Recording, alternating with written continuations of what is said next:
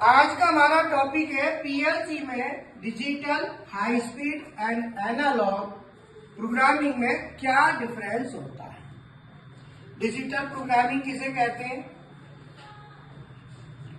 High speed programming किसे कहते हैं और एनालॉग प्रोग्रामिंग किसे कहते हैं। तो तीनों में जो डिफरेंस है वो ये है कि जिस प्रोग्रामिंग में डिजिटल इनपुट या और डिजिटल आउटपुट यूज हो उसे डिजिटल प्रोग्रामिंग कहते हैं। नोट करो, डिजिटल प्रोग्रामिंग।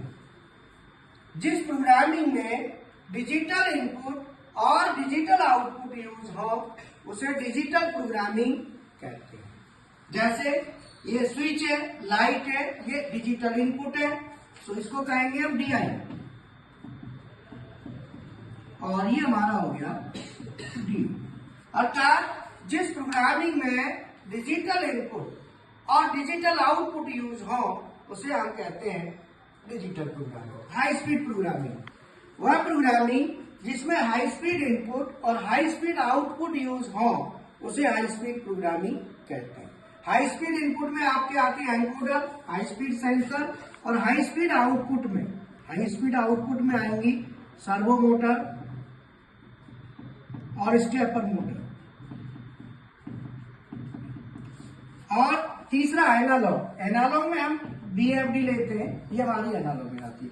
तो ये हमारा हाई स्पीड एनालॉग क्या है, एनालॉग मतलब हाई स्पीड में क्या क्या आएगा, इनपुट में आएंगे एनकोडर और हाई स्पीड काउंटर, आउटपुट में आएगा सर्वो मोटर और स्टेपर मोटर। ये हाई स्पीड प्रोग्रामिंग में आएगी, ध्यान रखना। एनालॉग प्रोग्रामिंग में हमारा आता है ऐसे एलिमेंट जिनका स्टेटस बाइनरी से ज्यादा हो, अर्थात जिसमें यस और नो ना होके वैल्यू चले, उसे कहते हैं एनालॉग प्रोग्रामिंग। और एनालॉग प्रोग्रामिंग में आता है हमारा टेम्परेचर, प्रेशर, एम्पियर, फ्लो, ये सब इनपुट होते हैं। और आउटपुट में हम लेते हैं BFD। जो BFD होती है वो एनालॉग आउटपुट का एग्जाम्पल।